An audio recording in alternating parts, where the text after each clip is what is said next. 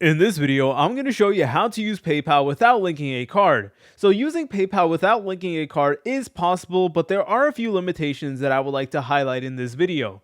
So one thing that you guys could do is to use your PayPal balance in order to receive money for others. So you can receive money from other PayPal users and the funds will stay in your PayPal balance and that you can use it for online purchases or transactions. So you would need to go ahead and create a PayPal account like you normally would, and you basically just don't need to do anything extra or anything like that. And basically whenever you're trying to make payments, you can only pay using your PayPal balance.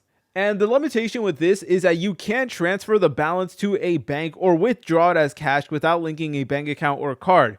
Unverified accounts have lower transaction limits as well. For example, there is a $500 to $1,000 sending/receiving limits depending on what region you're on. So that's only if you aren't able to link a bank account either, but you are completely able to use PayPal if you do link a bank account and not just a credit card. So it is entirely possible to do, but of course there are some limitations that are important to take note of. If you guys found this video helpful, make sure to leave a like and subscribe. I'll see you in the next tutorial.